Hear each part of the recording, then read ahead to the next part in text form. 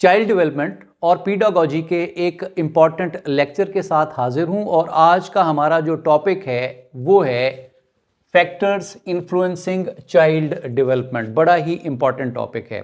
अच्छा, मेरी वीडियोस आप अक्सर देखते होंगे, इसमें जो आपको डिफरेंस नज़र आता है वो आपके कमेंट से पता चलता है। इसका मतलब ये है कि मैं जो चीज़ डिलीवर कर रहा हूँ वो सिर्फ ट्रांसमिट नहीं कर रहा, बल्कि मैं कम्युनिकेट कर रहा हूँ।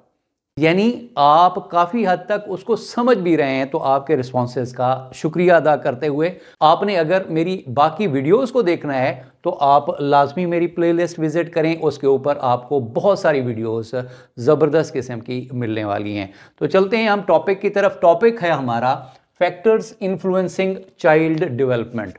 जो मेजर फैक्टर्स हैं उसका यहाँ पर मैंने जिक्र किया हुआ है। मेजर फैक्टर्स जो बच्चे की डेवलपमेंट में, उसकी कॉग्निशन में, उसकी फिजिकल ग्रोथ में, उसके ईक्यू के अंदर कौन कौन से फैक्टर्स हैं जो इन्फ्लुएंस करते हैं। बतौर टीचर, बतौर लर्नर हमें पता होगा, तब हम उस बच्चे को या अपने स्टूडेंट को अच्छे तरीके से टैकल कर पाएंगे। जब हमें इनके बारे में पता होगा तो हम सुनार की तरह उनको ट्रीट करेंगे। जब हमें इन फैक्टर्स के बारे में नॉलेज नहीं होगा तो हम लोहार की तरह उसको ट्रीट करेंगे। उसको ब्रेक भी कर सकते हैं, उसको मेक भी कर सकते हैं। तो सुनार बनने के लिए हमें बच्चे की साइकोलॉजी और उसके ऊपर असरअंदाज होने वाले जो फैक्टर्स हैं उनके बारे में अच्छे तरीके से खबर होना लाजमी है। वीडियो बहुत इंपॉर्टेंट है।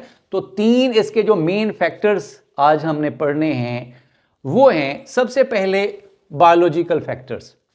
अब बायोलॉजिकल फैक्टर्स क्या हैं? वालिदैन से ट्रांसमिट होते हैं जीन्स के जरिए।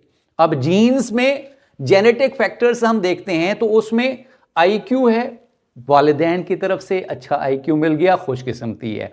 अच्छा, उसके बाद ईक्यू है, इमोशनल कोशेंट भी काफ़ी हद तक वालिदैन की जानिब से ट्रांसमिट हो जाता है जीन्स के ज़रिए। फिर उसकी जो फिज़ीक है, उसकी जो शक्ल है, उसका कद काठ, वो भी काफ़ी हद तक पेरेंट्स से मिल जाता है। उसके बाद बिहेवियरल ट्रेट्स, वो भी बहुत सारे, यानी आप इसको कहें कि सारे के सारे मिल जाते हैं, नहीं, ये गलत होगा। जेनेटिक्स एक फैक्टर है जो इन्फ्लुएंस करता है बच्चे की डेवलपमेंट पे। अगर अच्छी न्यूट्रिशन है तो इसका मतलब है बच्चे की जो ग्रोथ होगी वो बेहतर होगी। अगर मेल न्यूट्रिशन है, कम उसको मिलता है खाने के लिए, अंडर न्यूट्रिशन है, तो तब बच्चे की जो ग्रोथ है, फिजिकल ग्रोथ, उसकी मेंटल ग्रोथ, उसकी इमोशनल ग्रोथ मुतासर होगी। तो बच्चे की न्यूट्रिशन का ख्याल रखना भी बहुत ज़रूरी है। उसके बाद उसकी जो हेल्थ है वो भी बायोलॉजिकल फैक्टर से आती है, जीन्स के ज़रिए। अगर कोई जेनेटिक बीमारी है जैसे डायबिटीज़ वगैरह हो गई, वो है तो उस बच्चे के ऊपर उसका असर होगा। उसकी हेल्थ में भी काफ़ी सारा रोल होता है बायोलॉजिकल फैक्टर्स का। तो ये हुए बायोलॉजिकल फैक्टर्स। फर्दर देखते हैं और कौन कौन से फैक्टर्स हैं। दूसरी जो डोमेन है वो है साइकोलॉजिकल फैक्टर्स। बच्चा मोटिवेटेड रहता है, उसकी मोटिवेशन अच्छी है, उसकी इंट्रिंसिकली वो मोटिवेटेड है, तो बहुत सारी चीज़ें वो खुद से करेगा। उसकी लर्निंग ऑटोमेटेड होगी, उसका जो बिहेवियर है बहुत अच्छा होना शुरू हो जाएगा। तो मोटिवेटेड जो बच्चा है वो ज़्यादा सीखता है, वो ज़्यादा डेवलप होता है, वो ज़्यादा लर्निंग की जानिब पहुंचता है। उसके बाद इमोशनल इंटेलिजेंस साइकोलॉजिकली उसके जो इमोशंस हैं वो इमोशंस को कंट्रोल करना जानता है। वो अपनी जो इमोशनल पावर है, एनर्जी है, उसको पॉजिटिव तरीके से यूज़ करना जानता है। उसका अखलाकियात अच्छा है, उसका कम्युनिकेशन स्किल्स अच्छी हैं, तो वो बच्चा ज़्यादा लर्न करेगा, ज़्यादा तरक्की करेगा, उसका सक्सेस रेट बहुत बेहतर होगा। तो साइकोलॉजिकल फैक्टर्स को भी हमें मद्देनज़र रखना पड़ता है बच्चे की ग्रोथ के लिए, उसकी डेवलपमेंट के लिए। लर्निंग स्टाइल, अब हर कोई अपने तरीके से पढ़ता है, हर किसी का आईक्यू डिफरेंट है, समझने का तरीका डिफरेंट है। कोई रट्टा मारता है, कोई उसको समझ के करता है, कोई उसको एक डायग्राम बना के समझने की कोशिश करता है। तो जो इंडिविजुअल डिफरेंसेस हैं उनका हमें पता होगा कि बच्चे के जो लर्निंग स्टाइल हैं वो कैसे हैं। हम बच्चा नहीं बदल सकते, हम उसका लर्निंग स्टाइल नहीं बदल सकते, बल्कि अपना टीचिंग स्टाइल है या बतौर पेरेंट्स जो हमारा सिखाने का तरीकाकार है उसको हम चेंज कर सकते हैं, उसके मुताबिक मोल्ड कर सकते हैं ताकि बच्चे की बेहतर डेवलपमेंट हो। तो ये हो गया जनाब हमारा लर्निंग स्टाइल। फर्दर देखते हैं सोशल एंड इन्वायरमेंटल फैक्टर्स। इसको हम अलहदा भी काउंट करते हैं, लेकिन यहाँ पर मैंने ये दोनों एक दूसरे से मिलते जुलते हैं, एक साथ मैंने सोशल एंड इन्वायरमेंटल फैक्टर्स को बयान किया है। तो उसमें जो सोशल फैक्टर्स हैं वो इन्फ्लुएंस करते हैं, फैमिली बड़ा इन्फ्लुएंस करती है। जिस तरह की फैमिली होगी, जैसे उसके नॉर्म्स होंगे, उनका जो अखलाकियात का लेवल होगा वो ज़रूर बच्चों में ट्रांसमिट होगा, उनकी डेवलपमेंट पे बड़ा असरअंदाज होता है। जो फैमिली की तरबियत जिसको हम ज़्यादातर कहते हैं वो बहुत असर रखती है बच्चे की डेवलपमेंट में। फिर कल्चर हो गया, एक तो फैमिली हो गई माइक्रो लेवल पे, थोड़ा मैक्रो लेवल पे सोचें तो उसका जो कल्चर है, उसका जो बैकग्राउंड है वो उनको एक स्टैंडर्ड देता है, वो वहाँ की अखलाकियात सीखता है, वो वहाँ के कल्चर से बहुत सारे नॉलेज, यानी कल्चर के अंदर तहजीब व तमद्दुन, उसकी लैंग्वेजेस, नॉलेज है, उसकी साइंसेज हैं। कल्चर एक बहुत बड़ी टर्म है, तो कल्चर भी बहुत सारी चीज़ें बच्चे में ट्रांसमिट कर रहा होता है। तो ये एक इंपॉर्टेंट फैक्टर तस्वर किया जाता है। उसके बाद सोशियो इकोनॉमिक स्टेटस, उसकी जो सोसाइटी के अंदर कितना वो कॉन्फिडेंस के साथ उठता बैठता है।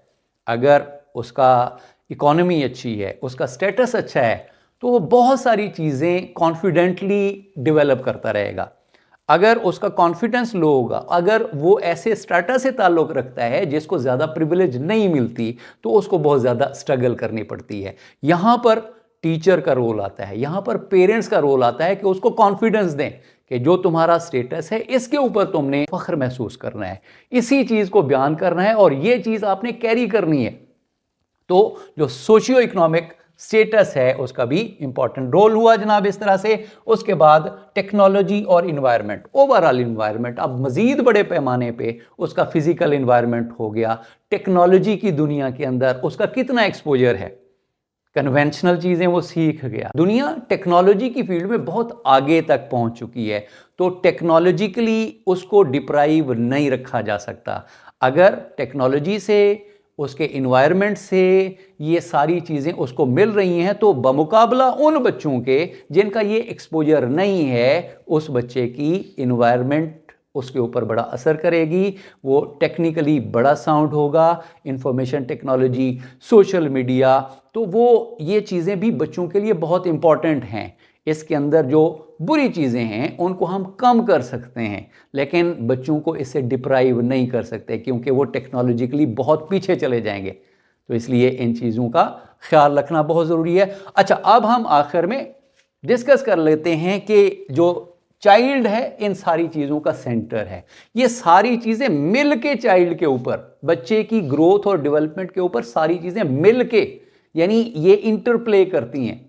ये एक बच्चे की ग्रोथ पे अलहदा फैक्टर्स नहीं, बल्कि जो बच्चे की डेवलपमेंट है वो नतीजा होता है, बाई प्रोडक्ट होता है इन सारी चीज़ों का, यानी biological factors, psychological, social, environmental factors, ये सारे मिल के बच्चे की कॉग्निटिव, बच्चे की इमोशनल, बच्चे की फिजिकल ग्रोथ एंड डेवलपमेंट में असरअंदाज होते हैं। तो ये थी आज की हमारी वीडियो। उम्मीद है आपको पसंद आई होगी और मैं कम्युनिकेट कर सका हूँगा, आपको समझ भी लगी होगी। अगर समझ लगी है तो अपने कमेंट्स में बताइएगा। मेरे चैनल को सब्सक्राइब कीजिएगा अगर नए हैं, तो आपके टाइम देने का बहुत बहुत शुक्रिया।